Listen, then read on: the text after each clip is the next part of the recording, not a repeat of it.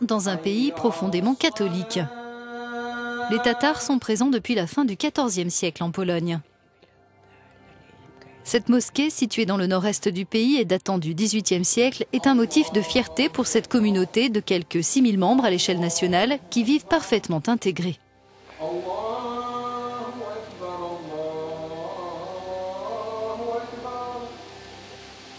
Nous habitons ici depuis plus de 600 ans et exactement 300 ans sur cette terre de Krużyniani. Mon sang est mêlé au sang des Polonais parce que les premiers colons tatars étaient des soldats, de jeunes gens qui fondaient des familles avec de jeunes Polonaises. Nous, les Tatars, nous partons d'une situation particulière. Aujourd'hui, avec la crise des réfugiés en Europe et les craintes que l'arrivée de migrants, notamment musulmans, suscite chez certains, au sein de la communauté tatare, on dit redouter les amalgames. Djeneta dirige ce restaurant qui sert de la cuisine traditionnelle tatare. Habituellement prête à discuter, elle est réticente à nous parler. Sa famille et elle ont récemment reçu des menaces.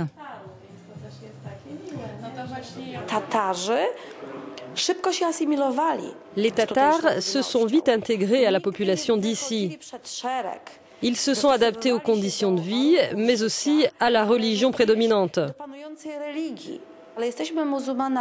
Nous sommes musulmans, nous allions à la mosquée, nous y allons toujours. Ça n'a jamais dérangé personne parce que c'est notre affaire. Et nous n'avons jamais mis cela en avant.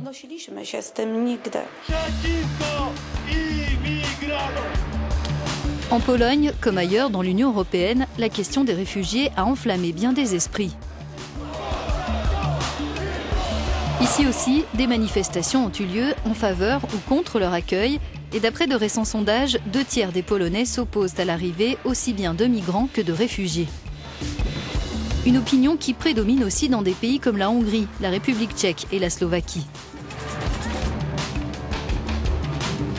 Mais pourquoi de telles réticences en Pologne, l'une des économies les plus stables de l'Union et le berceau de Solidarność, Solidarité en polonais? Konstanty Gebert a rejoint ce syndicat en 1980. Il est aujourd'hui journaliste et membre actif de la petite communauté juive de Pologne.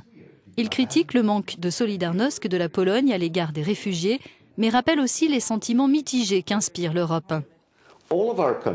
Dans tous nos pays d'Europe centrale et orientale, on estime assez légitimement d'ailleurs qu'on a été trahi à la fin de la guerre, qu'on a souffert pour assurer la paix et la tranquillité pour les autres, et qu'ils doivent nous en être redevables. C'était vrai au milieu des années 80, mais ce n'est certainement plus le cas aujourd'hui. Les autres nous ont beaucoup aidés et aujourd'hui on a une dette envers eux. Et nous remboursons cette dette en aidant d'autres populations. Mais cette vision n'est pas encore installée dans l'esprit des gens. Le citoyen lambda en Pologne ou en Hongrie ne se considère pas comme un Européen riche qui aurait des obligations vis-à-vis du reste du monde. Il se voit comme une pauvre victime du communisme et il pense que le monde lui est encore redevable.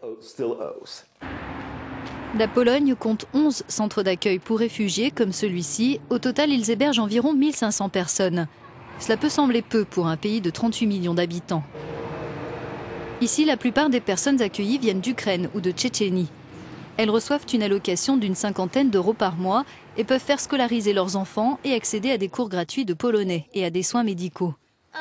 Pour cet homme et sa fille, la Pologne ne manque pas de solidarité. On est venu d'Ukraine il y a 8 mois, parce que la situation là-bas en Ukraine était difficile. Il y avait des bombardements, des gens étaient tués. Nos 3 filles vivaient dans la cave. Et après tous ces événements, on a décidé de partir pour Mariupol, puis de venir en Pologne. Ma maison me manque parce que c'est très loin. Mais ici, c'est mieux. Il n'y a pas de guerre et ici, ils nous donnent plus d'argent que ce qu'on avait avant.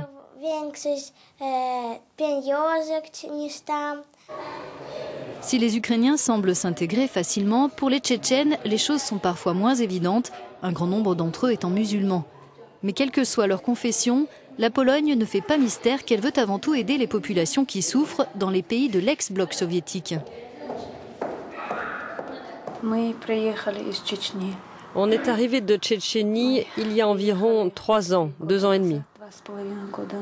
Mon mari avait été battu, notre fils avait disparu et on ne savait pas où il était.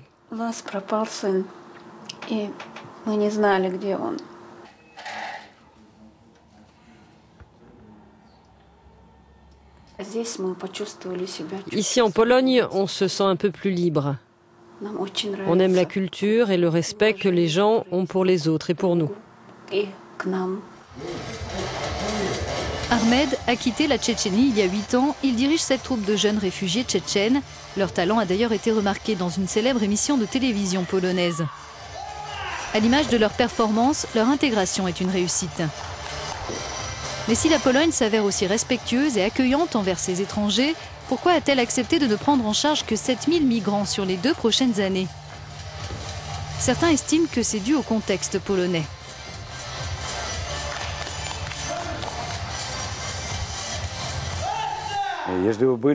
S'il y avait en Pologne les bonnes conditions sociales qu'il y a en Allemagne, en France ou dans d'autres pays de l'ouest de l'Europe, peut-être que les Polonais seraient plus volontaires pour accueillir des réfugiés.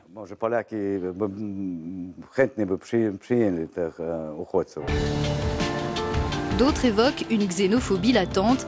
Il faut rappeler que la Pologne est l'un des pays les plus homogènes d'Europe, avec 96% de Polonais de souche et 94% de catholiques. Il y a aussi la crainte, fondée ou non, que des extrémistes se trouvent parmi les milliers de personnes qui cherchent asile en Europe. Myriam est polonaise d'origine syrienne. Elle dirige une fondation qui a favorisé l'arrivée de 55 familles syriennes chrétiennes en Pologne. Alors que la moitié d'entre elles sont reparties pour l'Allemagne en quête de meilleures conditions de vie, elle estime malgré tout que sa mission est un succès.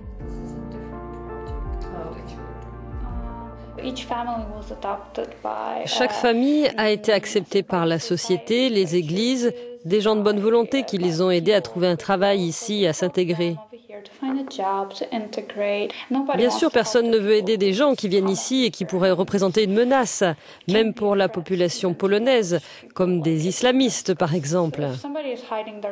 Il peut y avoir des personnes qui cachent leur véritable identité. Vous savez, les islamistes là-bas veulent essayer d'imposer leur religion aux chrétiens. Et on peut supposer qu'ils voudront faire la même chose ici en Europe. Ces inquiétudes risquent d'alimenter encore le débat sur l'accueil des réfugiés en Europe et en Pologne. Pour autant, la situation actuelle en rappelle une autre, celle des Polonais qui, dans l'histoire, ont dû eux aussi quitter leur pays.